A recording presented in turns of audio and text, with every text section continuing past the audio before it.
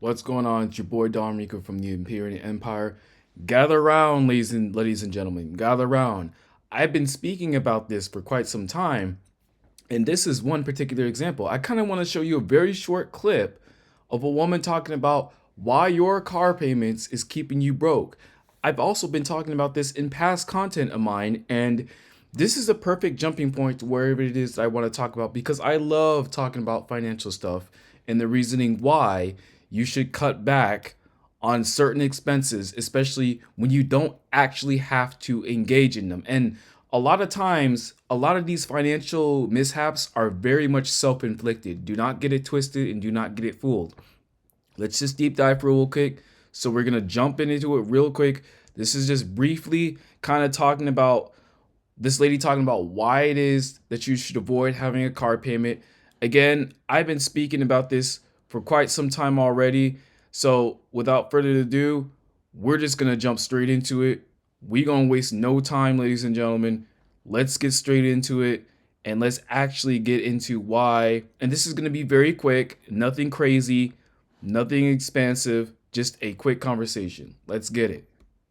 When I tell you that your car payment is keeping you broke, it is. I want you to realize that one of the best things you can do for yourself is one, not have any payments, but two, especially on cars, do not have a car payment. Save up, pay cash, do whatever you need to do to never be in a situation where you have a car payment ever again. I want to show you with numbers what I mean by that. Pull up an investment calculator and plug in these numbers. Let's say you are 25 years old. I just searched the average car payment right now. It is $734 in 2024. Plug in $734 in 2024.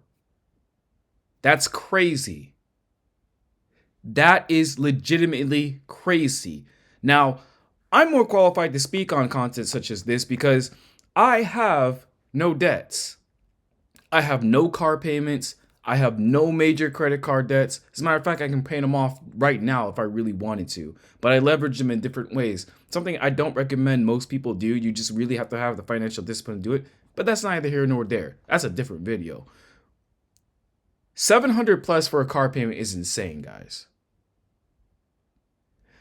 But you guys just have to get a used car.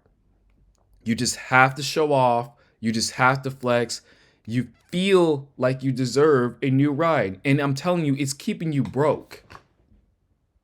I tell people, listen, in the beginning, just get a car, get it used, get it on the low, pay it off quickly. You won't have to worry about that debt, and your insurance is probably not even going to be that high. It's not a newer car. It's not like, and it belongs to you completely. Or get a car that you can pay off probably within the year, or take no more than a year to completely pay off. That way you don't have that debt hanging on your back, and you don't have to worry about giving the banks an additional interest, essentially paying for more than what the car is already worth just for them to service the loan. Because let's for example, because let's be honest, you could say that you pay for a car or you bought that house, etc. It's not yours. It belongs to the bank or the lender until you actually had it completely paid off, until you actually have the deed, or until you actually have the title to your car. It's not yours until it's completely paid off. You're just borrowing it. But let's continue.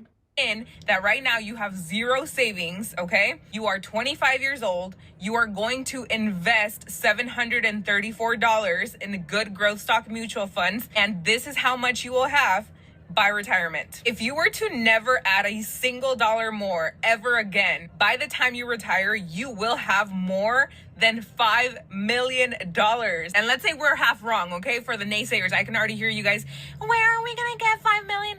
You're going to invest in good growth stock mutual funds. But let's say I'm half wrong.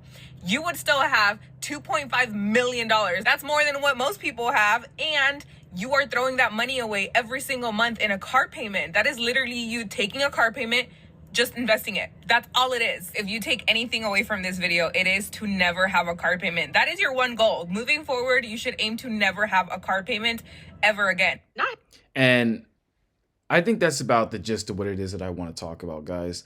Listen, there are a lot of things, and I told you, when it comes to financial decisions, a lot of it's entirely self-inflicted and is within your control. Getting a car payment is one of them. Having a mortgage is another one. I shamelessly like to live in apartments because of the flexibility that it provides for me. I don't have to worry about property taxes. I don't have to worry about maintenance. I don't have to worry about any of the nonsense that a normal homeowner would have to worry about. And you guys get caught up in this. It's not even so much the American dream anymore. It's how the banks and the lenders get rich off you guys.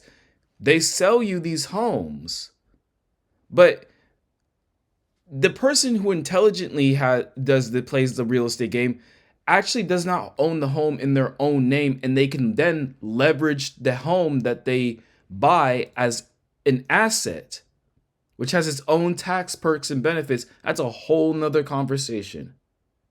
Essentially, you guys are just purchasing liabilities and putting them on credit and taking out loans for them. Essentially, you're purchasing things, or you're going after things that you cannot afford.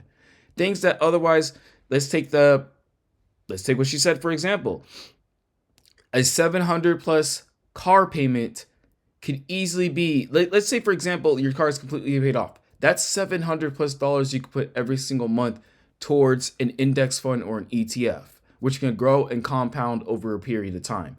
This is something that most people won't do. This is something most people can't do, because not only they have a car payment, but they also have a mortgage, they also have credit card debt, student loan debt. They have all of these payments, these financial woes and debts. And when they go shopping, they have no financial discipline. They have no fiscal discipline. So they're just going out buying whatever it is that they want, putting it on credit. And to make it more attractive, you have apps like Klarna and Afterpay that allows you to make payments on these things. And you guys are just, you're purchasing or going after a lifestyle that you cannot afford. And there's nothing wrong with the fact that you cannot afford it, but there has to be a pathway. There has to be a pathway to work. Listen, you guys are just caught up in the lifestyle. You guys are caught up in a lifestyle trying to keep up with the Joneses and impressing people that don't care about you, that don't even probably know who you are and don't even want to know who you are. Y'all are just buying stuff to impress people at this point. It's not even about you.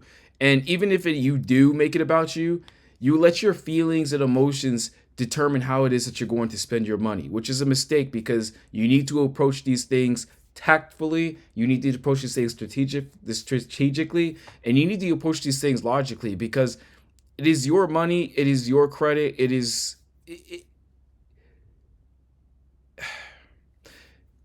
I wish you guys can understand all the things that you're doing that's keeping you broke. Car payments is one of the major things that's keeping you broke.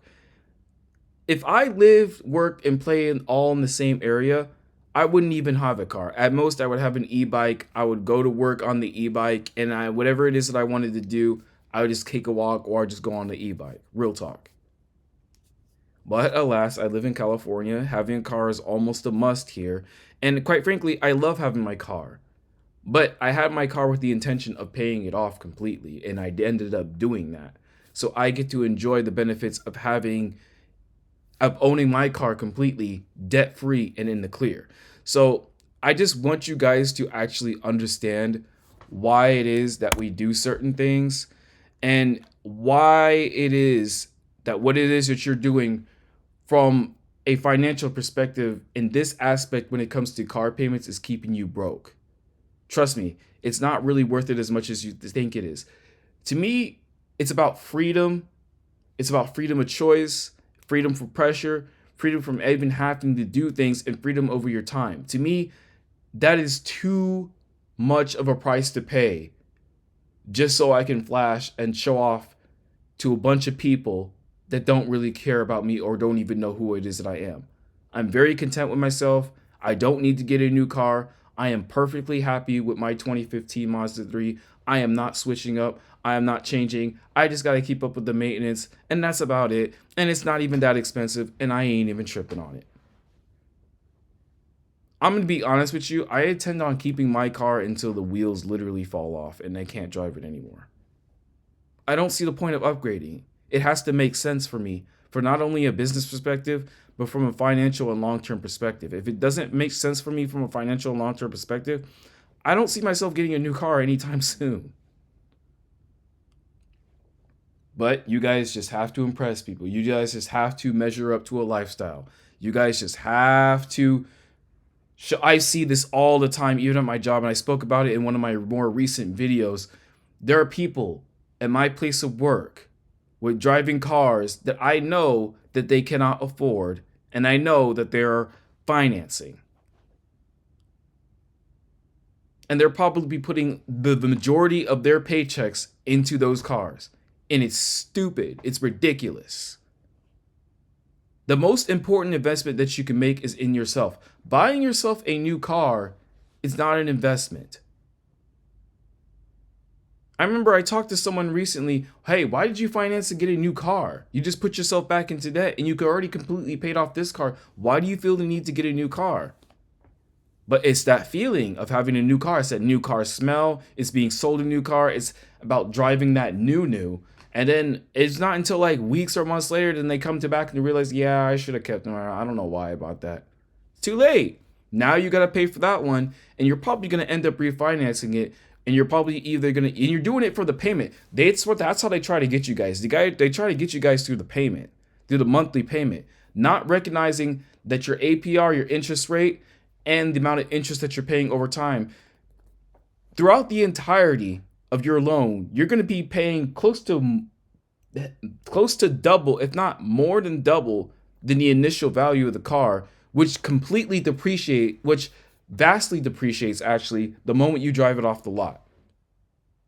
You're being finessed and you don't even care because you just have to have that new car. You just have to show off to people. You just have to be a part of the go along to get along. You have to keep up with the Joneses.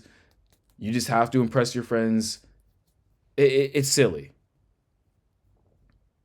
I think there has to be a fiscal reset. I just think that you guys are just doing too much, honestly. Not honestly. Like in the beginning, you need to stay down and invest primarily into yourself. Develop high income skills that commands a higher salary or higher pay within the market, or even invest in yourself from an entrepreneurial perspective, and then waiting until you can have the income to justify such a purchase, knowing that you can afford it. But this financing stuff, I don't even do this with my phones. I buy them straight out in cash. My computer, which has the M3 Max, the Max chip and all that, cash. I just bought it straight out cash. I'm not financing nothing that I know that I can't afford. If I do finance it, I pay it off within the course of weeks or months, knowing that I can pay it off completely. But car payments is one of the primary things that keeps you guys broke. Real talk. Real talk. All right. So that's all I have for you guys. Just remember, be conscientious of where it is that you're putting your money. I want to implore you, debt is the enemy to wealth. Invest more into yourself, more into your wealth, more into assets. At the end of the day, it's not about liabilities and consumable goods. It's about assets. You guys need to shift your perspective and your mentality towards that of an owner rather than that towards that of a consumer. Producer, owner, not consumers, okay? Most people are going to be consumers. Very few are going to be producers and owners. It's about assets. It's not about liabilities. It's about what makes you money. It's not about what takes money from you, okay? It's your boy Don Rico signing off for y'all. Catch you on the flip side. Deuces.